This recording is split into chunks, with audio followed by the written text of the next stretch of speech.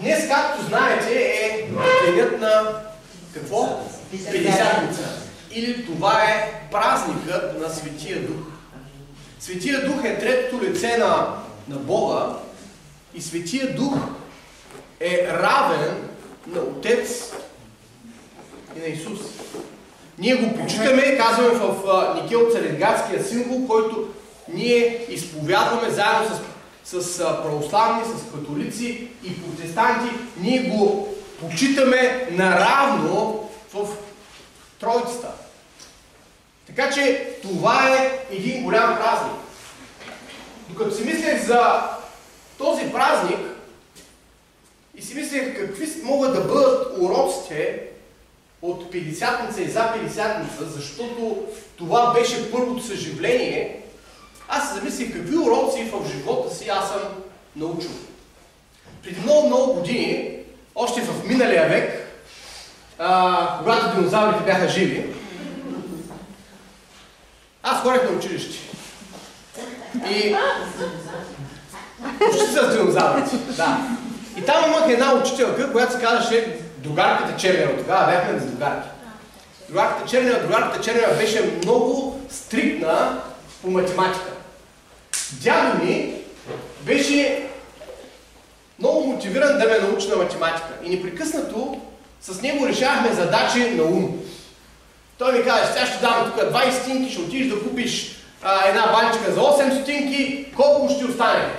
И аз смятам. И нека ви кажа, от първи до четвърти клас аз бях почти гениален по математика. Като казвам почти гениален, ще ви дам пример. Моите съученици смятат и пишат, аз нещата ги смятам на ум. Обаче госпожа, другарката Чернева, ни държише много здраво. Но другарката Чернева отиде в Родопите, защото наближи времето и да се пенсионира. И когато наближи времето да се пенсионира, тя ще вземе по-голяма пенсия и отиде там да работи последните 2-3 години от работния си цикъл, стаж, етап от живота. И ни назначиха една друга другарка. Ако се не лъжа, се казваше Пепа Иванова. Нека да я кажа. Пепа Иванова беше човек, който много лесно може да обичаш. Другарката Чернева изобщо не я обичаше. Тя беше толкова строга, обаче Пепа Иванова, тя беше около 30 годишна, млада жена, много лъчезарна, много усмихната, много така с добър глас. И познайте какво се случи с моята математика. Математиката, както бях тук, отиде долу. Защото тя не изискваше толкова много от нас. И аз спомням един ден, как съм седнал на чина, бях на втория или на третия ред, тя имаше слабост към мене. Още от малък съм си хубав. И умен, както преди малко ви казах. И скромен. Да. И съм седнал там на чина си. Тази история не си е чувала. Тя знаеш колко много истории имам. И съм седнал на чина си и другарката Иванова казва, сега ще имаме контрола. Аз не съм учил. И раздай контролната и аз реших да се подготвя. И се взех учебника и го пъхнах под якито. И като го пъхнах под якито, опитах се да припиша. Обаче като се опитах да припиша, учебника ми падна от чина, отдолу, на земята. И като падна, издрънча. И като издрънча, другарката дойде и погледна и видя учебника. И знаете ли какво стана? И ми каза нищо. Обаче очите й се напълниха със сълзи.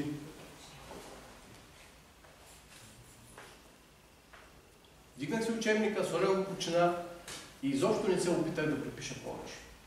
Не си спомням колко изкарах тогава, не е значение, но тогава научих един урок. И урокът е: не предавай хората, които са добри към тебе. Защо ви разказвам всичко това? Защото вярвам, че всеки един от нас има уроци, които е учил в живота. Историята за Петдесятница и това, което се случи на Петдесятница, също трябва да бъде един урок за всички нас, от който да си извадим поуките и заключенията. Който има Библия, ще ви моля да отворите своите Библии, ще четем Деяния на апостолите, 2 глава, от 1 до 4 стих.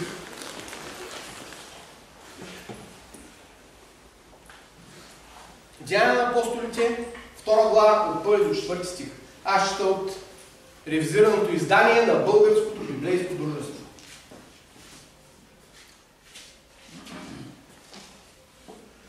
И когато настана денят на Петдесятница, те всички бяха на едно място. И внезапно стана шум от небето, като в учението на силен вятър, и изпълни цялата къща, където седяха. И им се явиха езици, като огнени, които се разделяха и застана по един на всеки от тях. И те всички се изпълниха със Святия Дух и почнаха да говорят други езици, според както Духът им даваше способност да говорят. Амин. Господи, благодарим Ти за Твоето Слово, за Твоята истина, която е вечна, която е същата вчера, днес и завинаги. И ние Те молим, отвори сърцата ни, умовете ни, научи ни, Господи. Научи ни на Твоето Слово, научи ни на Твоята истина, научи ни на Твоите пътища. Научи ни, Господи, как да се обхождаме, как да живеем Петдесятница всеки един ден от живота ни. Защото ние се нуждаем от присъствието на Твоят Святи Дух. Ние се нуждаем от Тебе, Господи.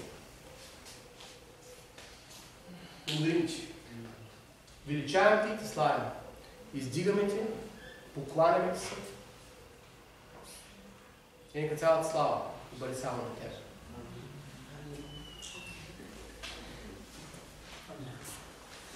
Сър Уилям Рамзи,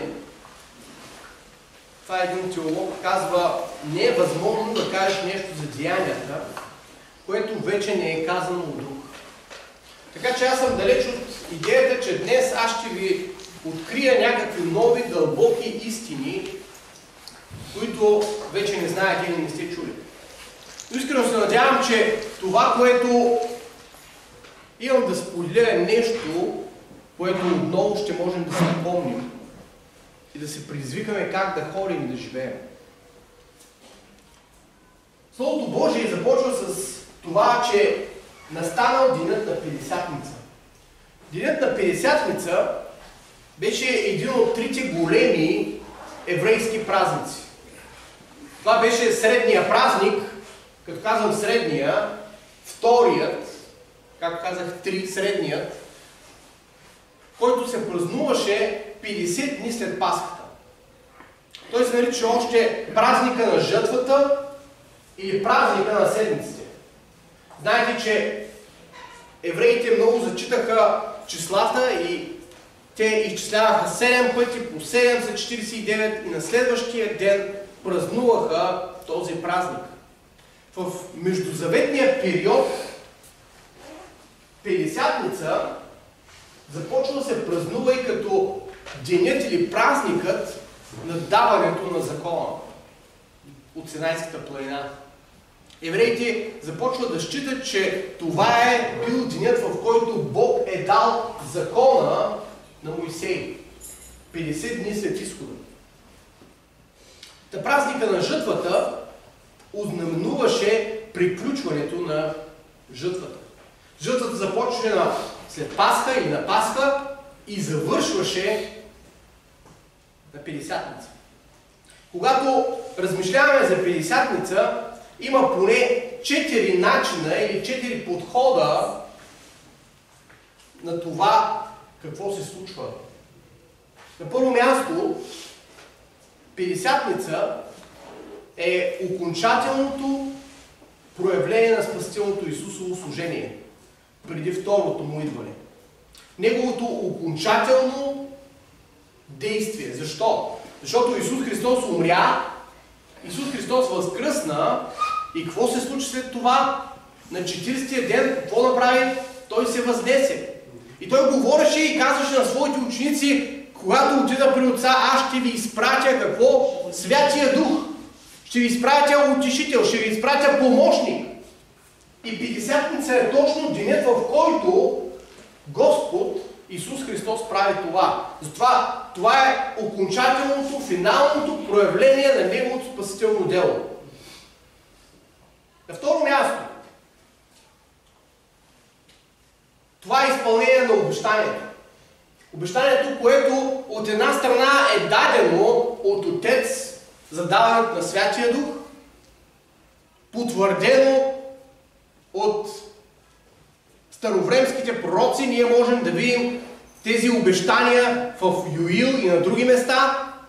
След това повторено от Йоан Кръстител, който казва: след мене идва друг, който ще ви кръсти с какво?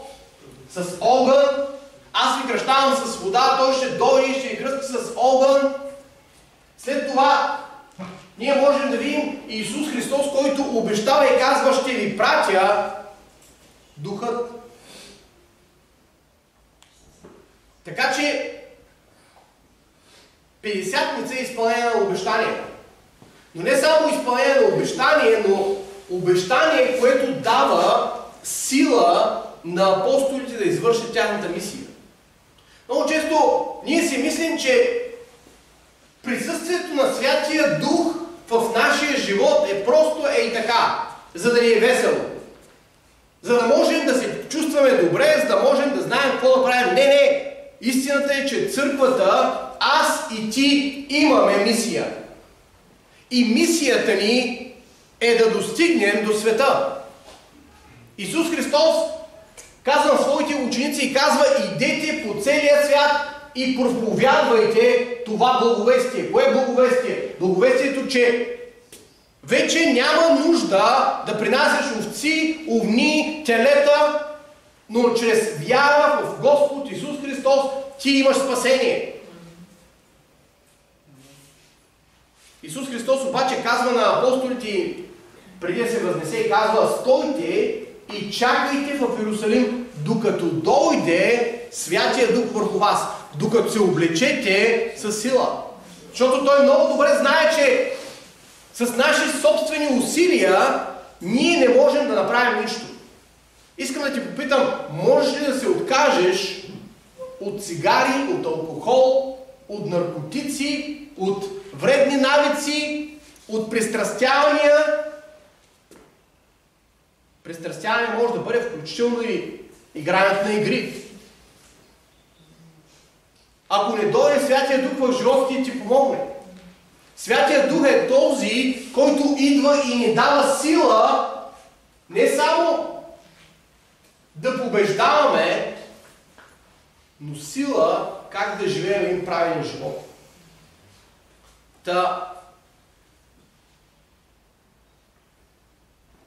Втория начин или втория аспект на Петдесятница – изпълнение на обещанието. На трето място, Петдесятница е началото на новото време на Духа.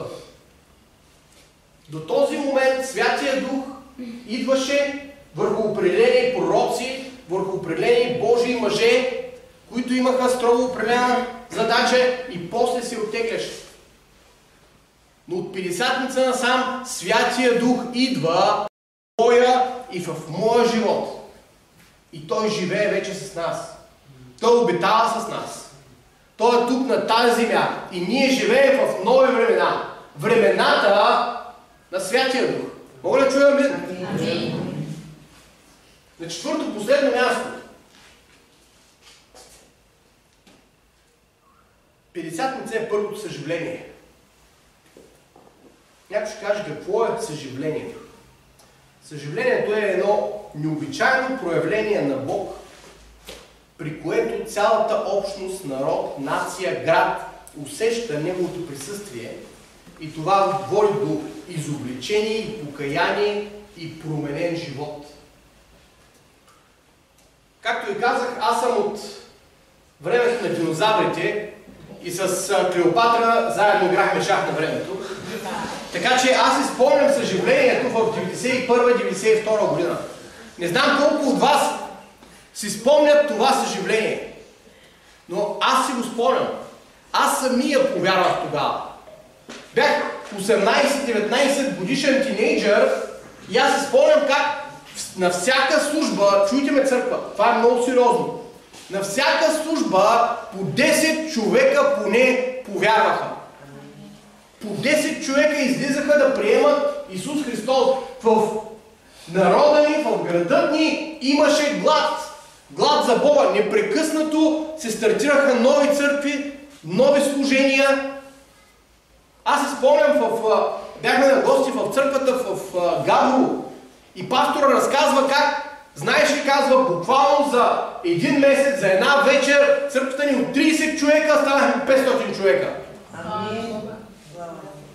Това е, което се случи в Петдесятница.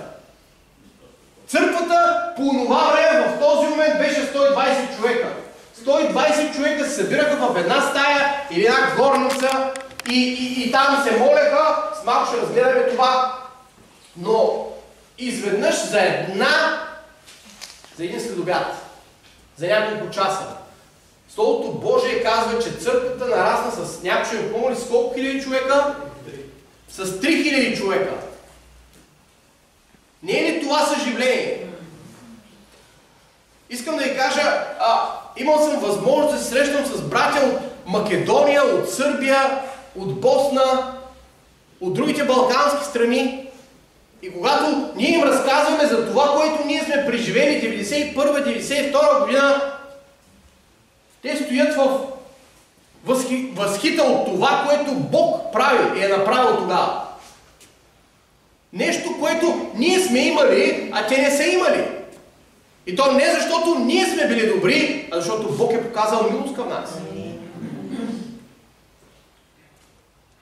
Лично аз вярвам, и затова съм тук на това място, затова проповядвам Словото Божие, затова не съм учил в чужбина, че Бог има съживление за България. Още едно съживление за България.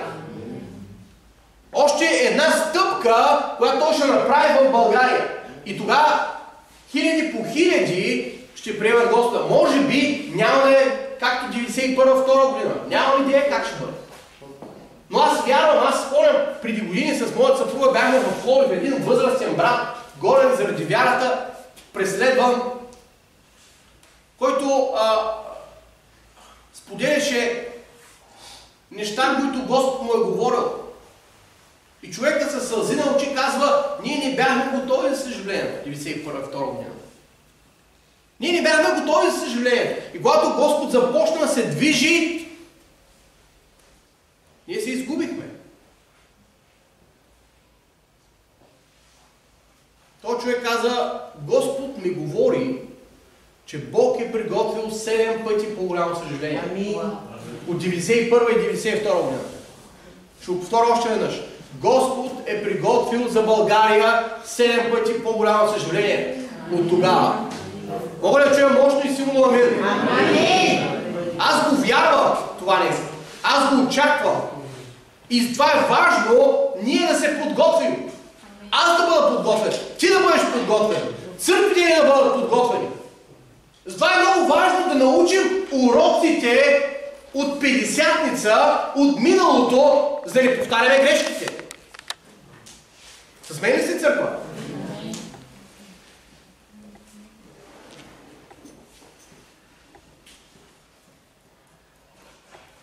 Петдесятница. Идването на Святия Дух. Може би най-голямото чудо. Много често ние се впечатляваме, когато чуем, че някой бил изцелен от рак, от нещо, на някой му пораснал крак. Замислете се обаче, Богът на целия свят, Богът на Вселената идва в твоя живот и започва да обитава заедно с тебе. Всемогъщия, Всевечния,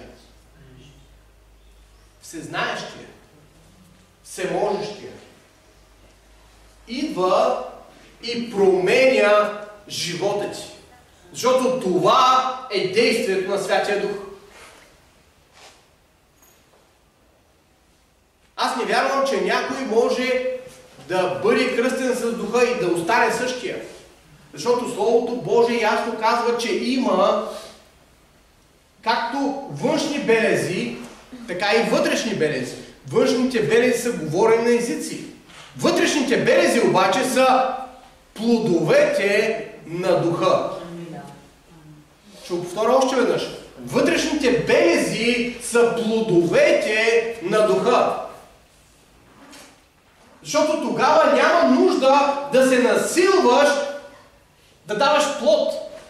Когато Святия Дух живее в тебе, това става естествено. Не трябва да се замисляш дали да направиш добро или да не направиш добро. Дали да обичаш или да не обичаш. Дали когато, както беше тук в нашата ситуация, фирмата казва, няма да дойдем. Отвънка пристига камиона, който иска да вземе контейнера, дали започнеш да се притесняваш или кажеш, Господи, Твоят мир е вътре в мене, защото Ти си в контрол. Плодовете на духа. Святия Дух идва и променя живота ти.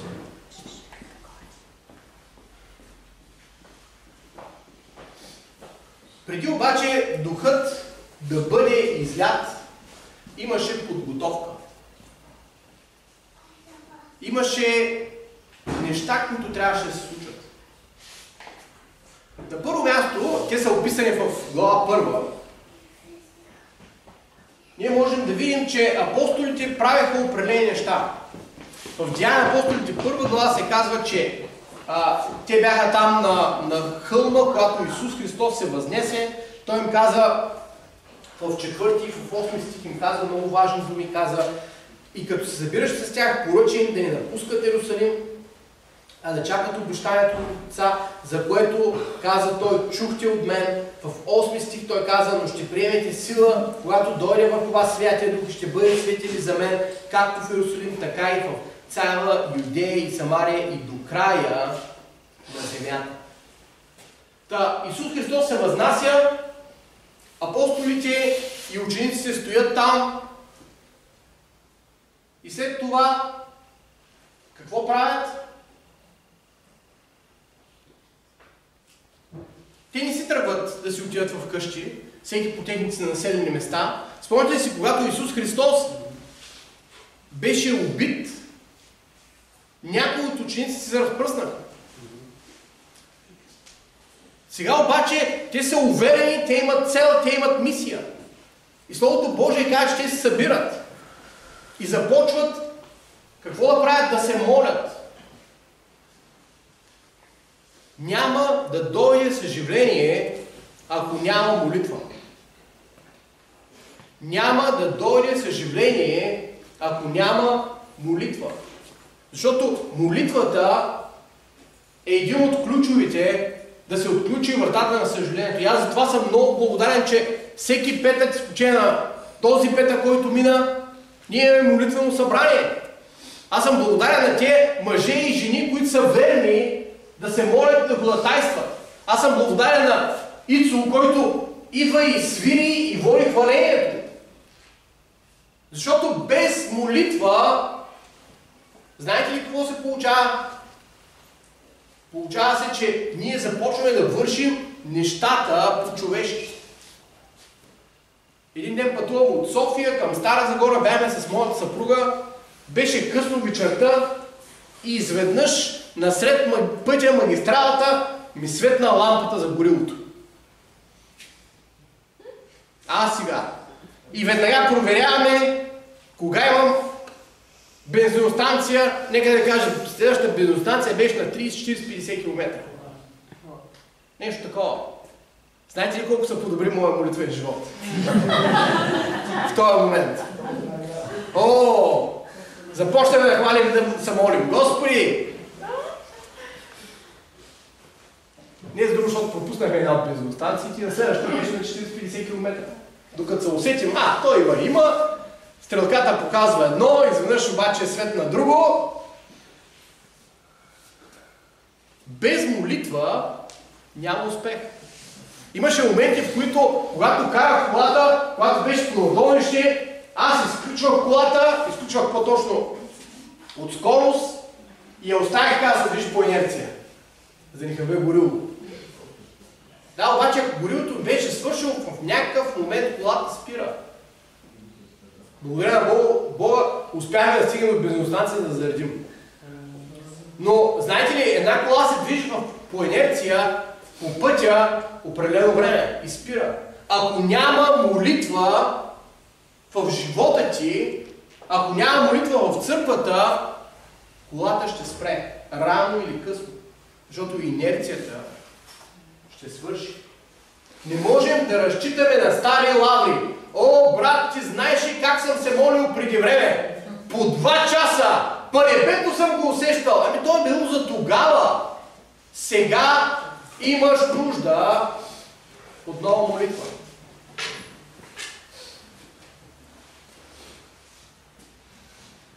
Молитвата, която е описана в Деяния 1 глава, е наречена постоянна молитва. Глагола означава да бъдеш деен, последователен в това, с което се заел. Упорит. Глагола, постоянна молитва, е повторен в 2 глава, 42 стих. Там се говори за повярвалите, че непрекъснато бяха в постоянно общение, постоянстваха. И в 6 глава, 4 стих, където се говори за апостолите. Действеност. Не просто Господи, да бъде Твоята воля. Знаете ли, скъпи приятели, замислете се, апостолите се молеха непрекъснато за нещо, което им беше обещано. Може би ти имаш обещание и казваш, Господ го е обещал. И въпреки всичко, искам да ти кажа, ти имаш нужда от молитва. Ти имаш нужда да благодариш на Бога. Ти имаш нужда да изповядваш това, което Бог ти е обещал. Защото ние имаме тази тенденция да отслабваме във вярата. Да се обезкуражаваме. Да се разочароваме. Калвин казва, задължителни за всяка истинска молитва са постоянството и единодушието. Единодушието е вторият фактор, който помага за това да има съживление, да се случи петдесятница в живота ни. Преди известно време говорихме за единството и отново единодушието и единството ни означава всички да бъдем еднакви. Всички да бъдем като кълъп. Всички да имаме еднакви дрехи. Всички да говорим и да мислим еднакво. Единодушието означава да имаме една цел. Ще го повторя. Означава да имаме една цел, една посока. Чували сте за риба, рак и штука? Лафонтен разказва как риба, рак и штука се движат всеки в различна посока и знаете ли какво става? Нищо. Нищо не се получава. Думата, която Лука използва, и той е много интересно, защото много я обича, хомотимадон се казва думата. И той използва 10 пъти в Лука и в Деяния на апостолите. Като в целия Нов Завет е употребено още веднъж. Едно съзнание, една цел. И това не означава само да се съберем тук на едно. Знаете ли, тая седмица аз бях изключително насърчен да видя участието на толкова много мъже и жени, които се включват да работят и да помагат за тази цел, която сме си поставили. В неделя имахме една голяма група от мъже и жени, които дойдоха и да помагат. Може ли да стане тия, които дойдоха в неделя? В неделя, когато идвахме да махаме нещата, да са... Айде, не се срамувайте. Събота. Не е събота. Неделя съм служба. И възстани. Беше тука. Христос и Камелия беше тука. Бяха тука. Тя ги няма. Добре, стойте прави сега. През тази седмица искам да помоля всички, които участваха и идваха да помагат, също да се изправят. Ай ти шо, не са кри за такова. Влади беше тук също. Влади го няма, аз нарочно го споменавам. Иляна, ти що сидиш? Стани и ти. Лелю Динке. Леля Динка, само да ви кажа, един от дните стани. Тя и вчера помага. Да, Нора, стана ли ти? Идей за ската. Леля Динка, един от дните дойде специално да ни донесе една пица. Аз съм много благодарен на Яница и на Станка. Може да станете. Всеки един ден тия Краси и Стив, що ти седнали? Аз не ти ви.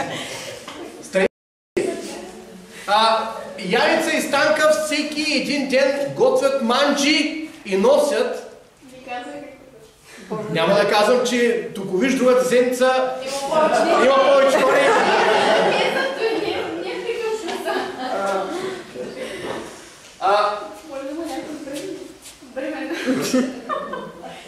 Аз съм много благодарен на Станислав, който взе цяла седмица отпуска и беше тук с нас и помагаше.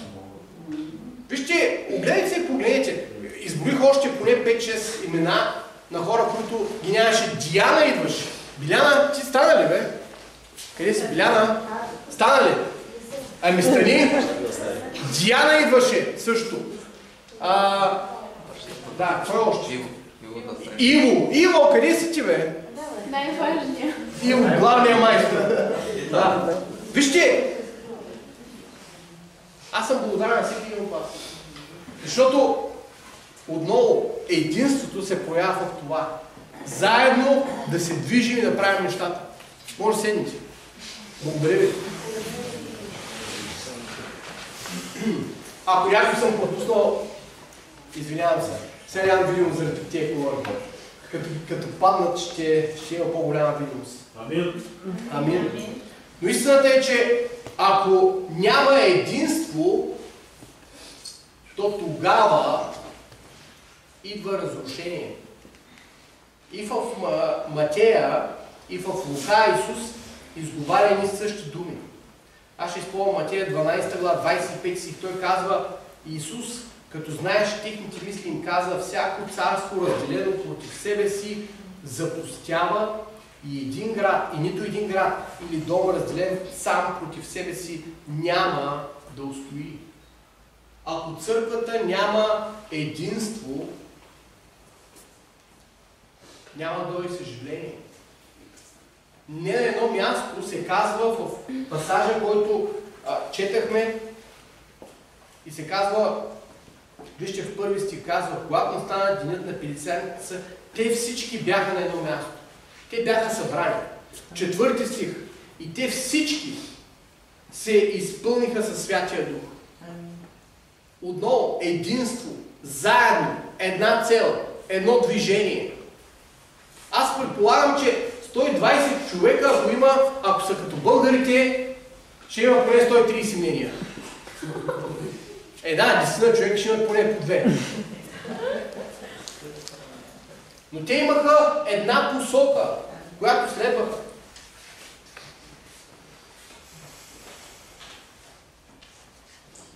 На второ място, или на следващото място, това, което направиха апостолите, е да изберат Матия, това отново от първа глава, да изберат наследник на Юда Искариотски. Знаете ли какво учитаме? Сега, между сега се сетях малко се разсейвам. Учитам, че нямам часовник, не знам колко е часа. Слава на Господа, значи сутото може да продължи и 2,5. Халелуя. Избраха апостол. Някои казват, вижте ли, това е грешка. Аз не мисля, че е грешка. Аз мисля, че това беше нещо, което беше подбудено отново от Святия Дух. Защото те имаха нужда да имат пълния съвет, пълния брой хора, които да бъдат свидетели за това, което Исус Христос е извършил. Някои казват, може би Павел трябваше да бъде един от тези 12 апостоли. Знаете ли, много ясно апостолите определят правила. Няма да ги четем, ако искате прочетете си първа глава и казват, това са правилата за 12-те апостоли. И тези правила са да са бъдели от ден първи с нас, да са видели смъртта, да са видели възкресението, да им се е явил и така нататък. И Павел, той не е от ден първи с апостоли, така че той не може да се причисли към тази група на 12-те. И аз вярвам, че те направиха правилното нещо. Те иска бройката да не бъде запълнена. Много беше важно да има единство в тялото. И Словото Божие казва, първо те се помолиха, след това избраха от събранието, излъчиха няколко човека и това бяха Варсава, Йосиф Варсава и Матия и накрая оставяха всичко в ръцете на Бога. Като хвърлиха жреби. Някой ще каже, не можеш ли сега да им говорим? В този момент това беше случая. Днес ние не процедираме по този начин, но вярвам, че това беше правилна стъпка. Отново, това беше подготовка за Петдесятница, за идването на Духа, за съживление. Без молитва, постоянна молитва, без единство, без правилните стъпки, съживлението няма да дойде. Словото Божие казва, че нещата се случиха изненадващо. Във втори стих се казва, внезапно стана шум от небето. Знаете ли какво означава това? Това означава, че когато Господ действа, Той не се съобразява с човешките планове. Много често ние си имаме планове, ние си имаме намерения, ние си имаме неща, които сме си измислили и намислили и ние каним, чуйте ме добре, ние каним и казваме, Господи, ела в моя план, за да изпълниш моите планове. Обаче Господ не действа по този начин.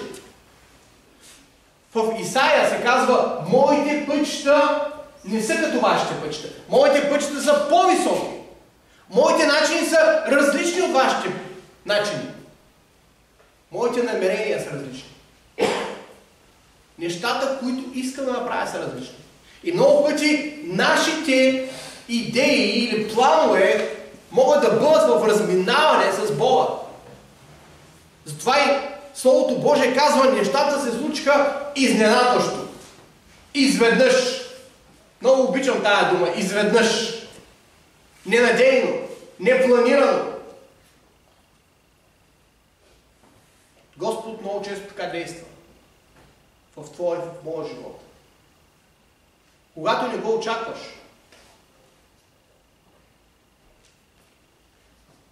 Спомням си, бяхме на някакво събиране като тинейджери на Аясното.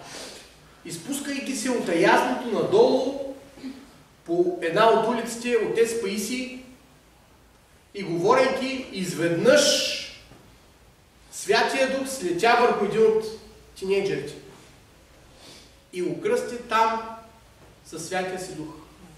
На улицата. Вървейки. А преди това ние се бяхме молили. Ние казваме, ще се случи по този начин. Сега ще се съберем и ще се молим и Святия Дух ще го кръсти. И не се случи. Вървейки по улицата, Святия Дух слетя върху него. И той започна да говори чужди езици. Той започна да се радва. Господ идва изненадващо. По някой път дори извън нашите планове.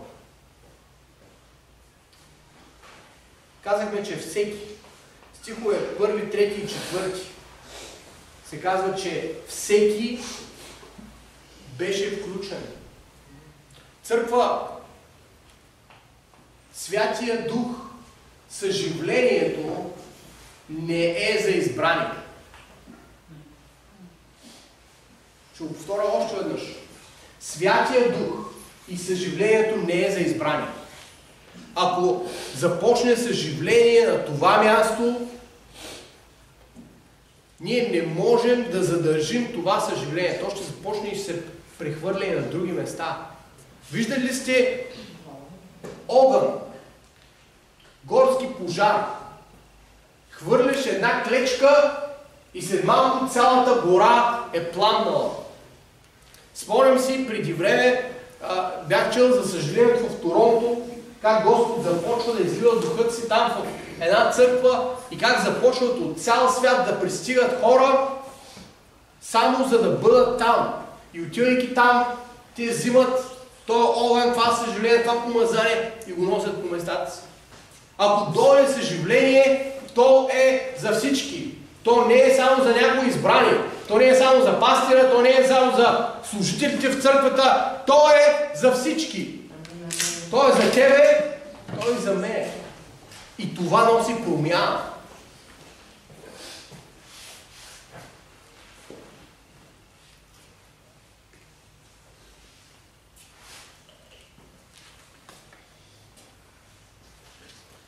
На следващото място, както казахме, че не става по нашите планове, да става по плановете на Бога. Четвърти си казва, и те всички се изпълниха със Святия Дух и почнаха да говорят на други езици. Вижте, според както Духът им даваше способност да говорят. Господ знае дарбите, талантите, уменията на всеки един от нас. Бог знае в какво си добър, Бог знае къде може да се провалиш, къде са твоите слабости, кои са твоите силни страни и Духът е този, който определя кой, къде и как да служи в църквата. Какви са способностите на всеки един. Може да се замислите, ако в един момент нашето тяло започне да иска различни неща. Рака. Аз не съм доктор, обаче това, което съм чел за рака, е толкова страшно. Защо? Защото клетки от организма изведнъж започват да работят против себе си. Или автоимунните заболявания. Много пъти ние гледаме някои други, казваме, ако може така да свиря като него. Ако можех да бия кахона като Никола. Ако не можех да свиря като Радо, аз ще да бъда още по-добър от него. Господ обаче знае кой каква позиция трябва да има. Замислете, че в тялото Христово Бог е този, който определя всеки един къде трябва да бъде.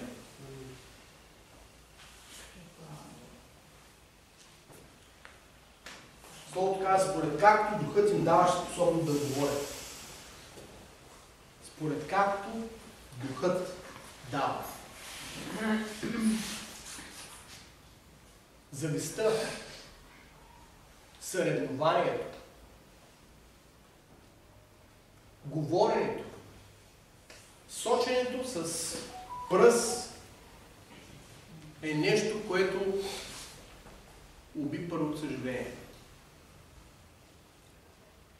Защото много църкви, много братя започнаха да говорят като други църкви. Той е бил такъв, он е бил такъв, той е бил такъв, тая църква е била такава. Ма защо тая църква имала повече хора, пък ние имаме по-добро хваление, пък другия е бил такъв.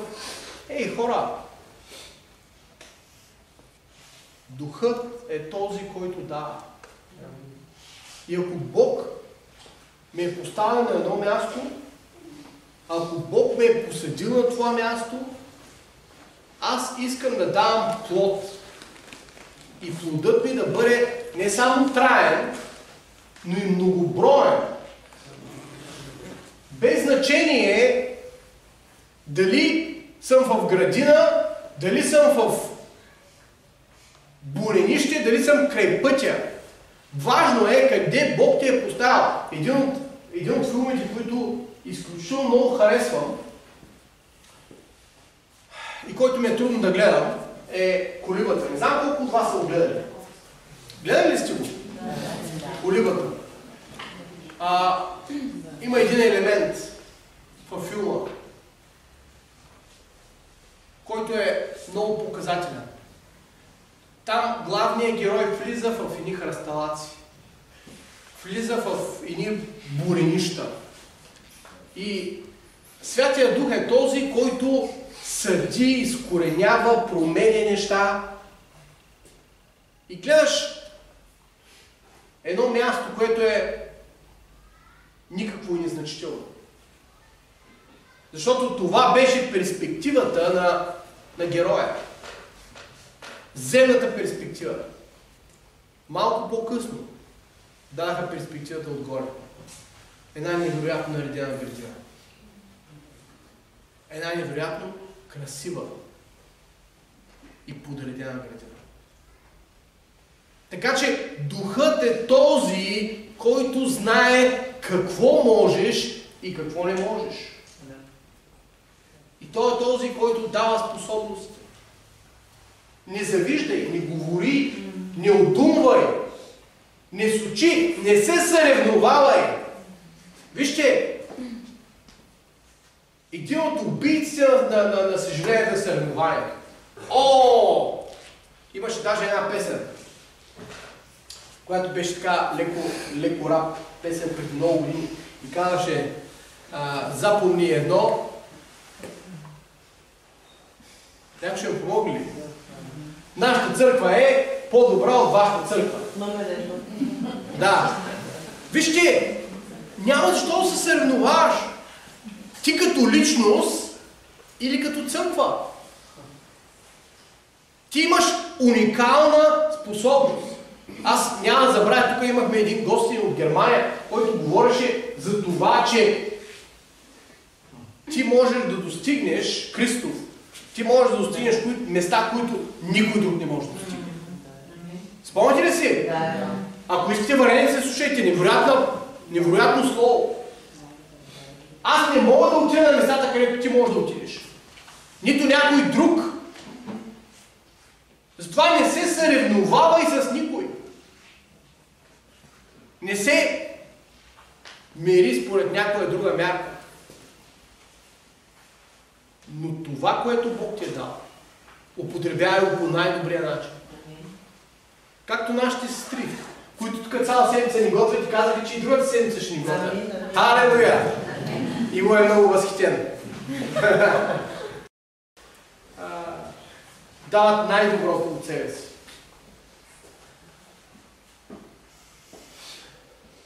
На последно място. Знаете ли, че има съпротива? Когато Бог се движи, когато Бог прави неща, когато идва съживление, има съпротива. Много често ние гледаме нещата, сега някой може да каже, ето, този ремонт не беше от Господа. Защото ако беше от Господа, до сега тия трите стени трите колони ще да бъдат паднали. И не само те, ами и тази стена нататък. И всичко останало. Вижте, много лесно може да го постигнем. Като съборим тия колони и всичко ще да падне. Обаче истината е, че когато Бог започне да се движи, много често има съпротива. Спомняте ли си Исус Христос, който беше в пустинята? Имаше ли съпротива? Синът Божий, волен от Духа, казва Словото Божие.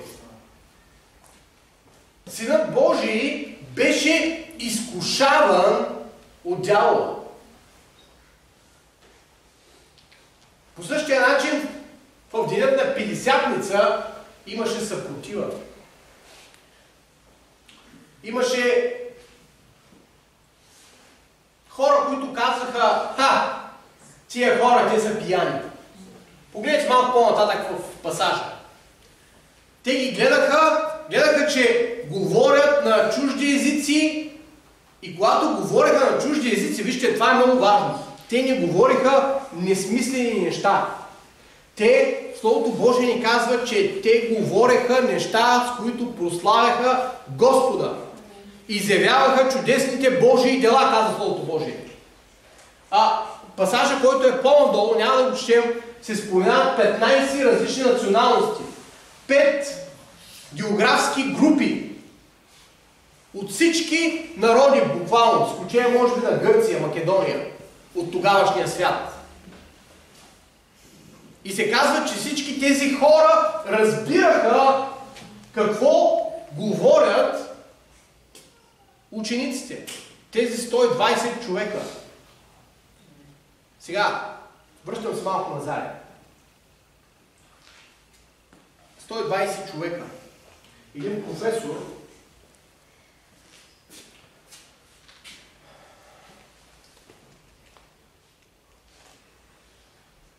да намерим името. Хауърд беше първото име.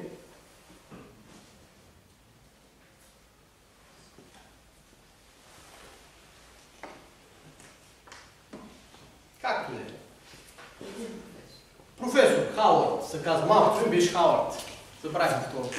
Той казва така. По иудейския закон, ако има 120 мъже, тези 120 мъже могат да се отделят в самостоятелна общност и да имат свой съвет. Свой собствен съвет, което означава, че те могат да бъдат управляеми по техните собствени правила. Затова беше толкова важно да изберат 12-тия апостол. Затова е толкова важно, че на няколко пъти се спомена, че 120 човека бяха в горната стая. Бог създаваше нова общност. Общност, която беше изпълнена с Духът Божий. И тези хора започнаха, казва Словото Божие, да говорят на езици. Не знам колко езика говореха, не знам какви са били езиците, но явно говореха поне на 15 езика, които бяха разбираеми. И говорейки на тези езици,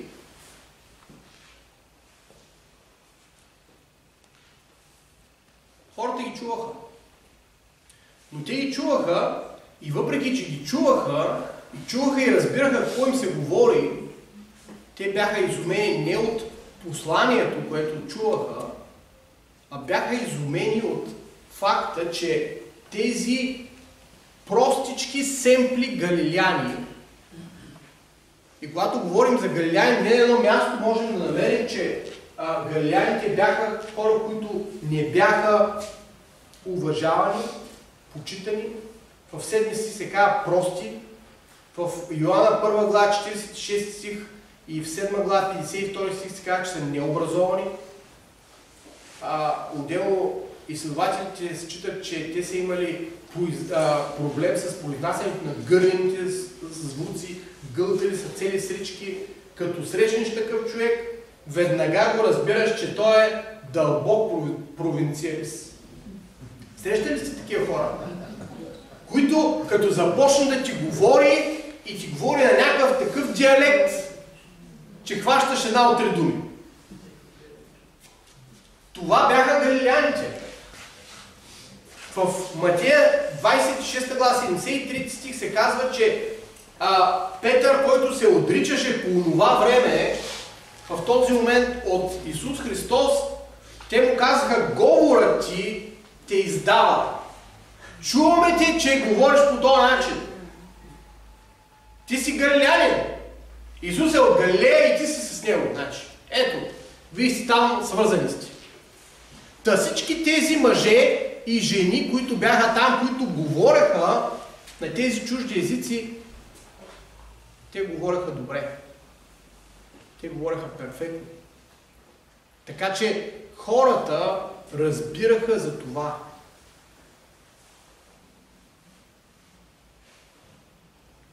Преди години, по времето на комунизма, ми разказаха за една сестра от Софийската църква, която трябва да оперират.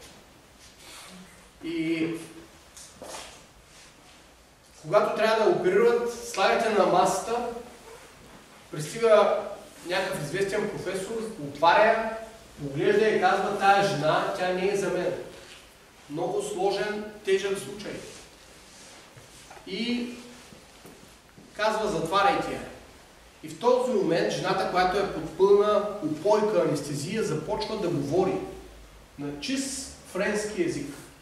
Нека да ви кажа, аз френски не знам, изключение на няколко думи. Една от тях е жутем. Обичам ги. Обаче тази жена, която е била от някакво малко селце, започва да говори на чист френски и то с парижки акцент. Това казва професор в последствие. И започва да му казва какво и как да оперира. И да го навигира стъпка по стъпка, бот по бот. Всяко едно нещо. И доктора оперира там. И слуша. И в един момент вече я затварят, тя излиза от упойката и човека отива при нея и казва, я пита: откъде си научила френски? Аз съм бил студент в Сорбоната и години наред, понеже не съм ходил във Франция, не съм чувал толкова чист френски. Това е Святия Дух. Същия Святи Дух, който е работил тогава в учениците и апостолите и е говорил на всички тези мидяни, партяни от Фригия, от Рим, от Етиопия, от Египет, от къде ли не, е бил там в нашата сестра. И е говорил чрез френски. Защото за Бога няма нищо невъзможно. Та, някои, както казахме, започват да се присмиват и казват: тия хора, те са пияни. Тия хора не знаят какво говорят. Тия хора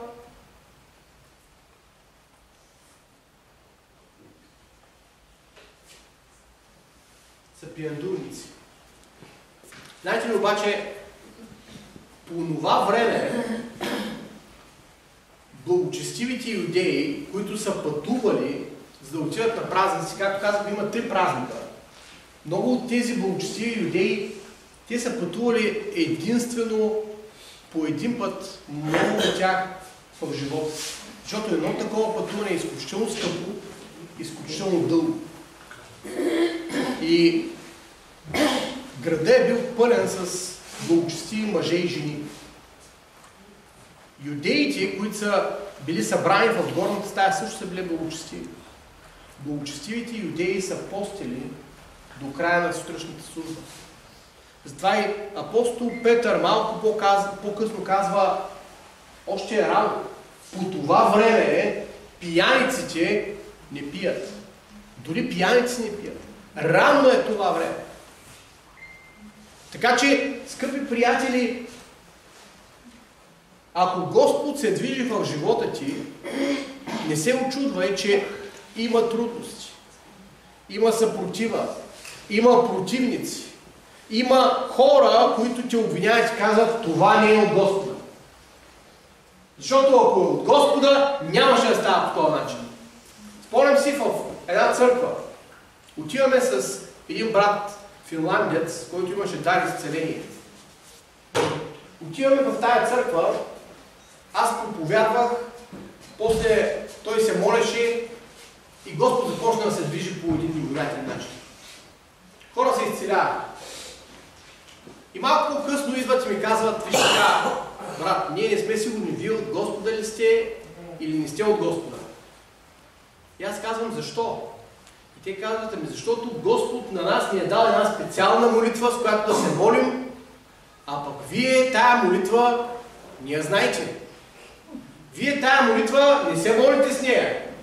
Ама гледаме това, което се случва и си казваме: пък може да сте от Господа.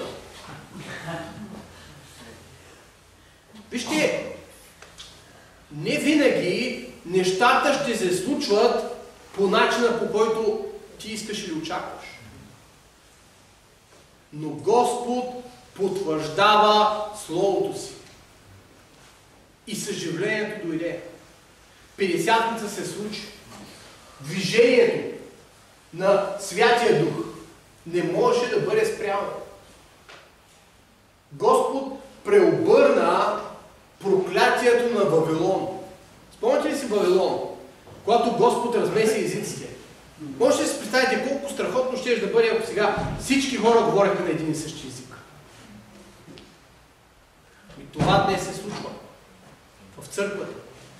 С вярващите. С тези, които са кръстени със Святия Дух. Защото ние имаме един и същи език. И това е езика на любовта. Езика на Бога. Езика на Святия Дух. Затова тая сутрин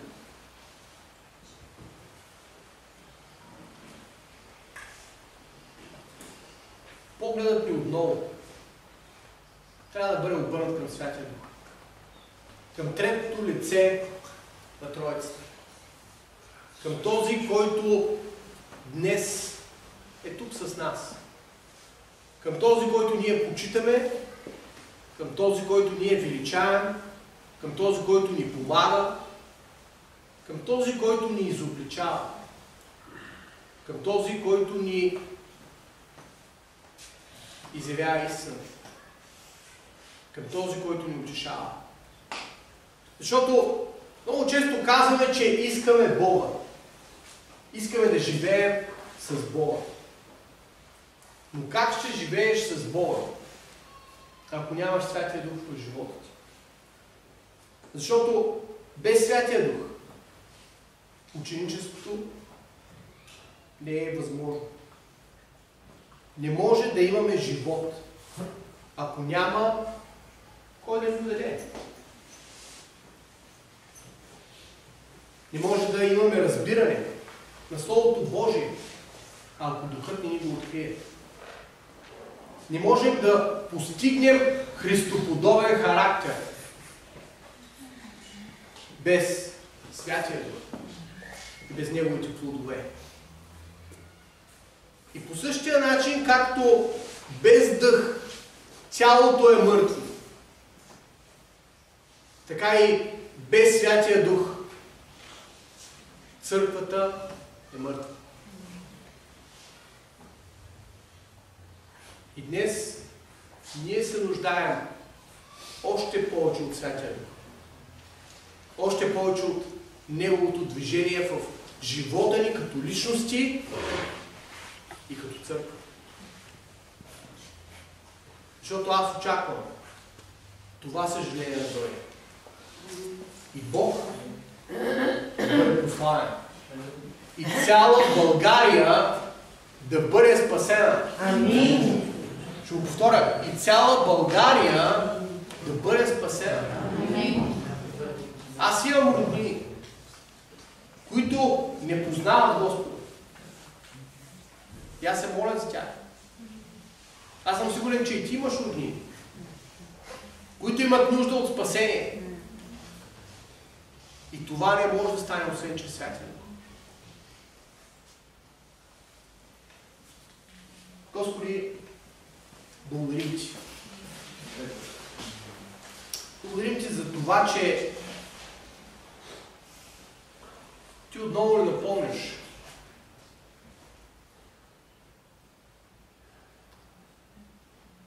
за денят на Петдесятница. За това, което се случи. За това движение и съживление на Духа Ти. И ние Те молим, Святи Дух, ела в живота ни. Ела, Святи Дух, в живота ни. Ела, изпълни ни. Ела, напой ни. Ела, води ни. Ние имаме нужда от Тебе. Ние имаме нужда от Твоето движение. Ние имаме нужда от Твоето докосване. Имаме нужда повече от Тебе. Молим Те, ако има някой, който не е кръстен в Духа, нека да бъде кръстен. Ние имаме нужда от всекидневно изпълване с Духът Ти. Имаме нужда от Тебе, Господи. Помогни да се молим постоянно, усърдно, без да отпадаме. Помогни ни, Господи, да бъдем в единство, с една цел, едно сърце, една любов. Молим Те, Господи.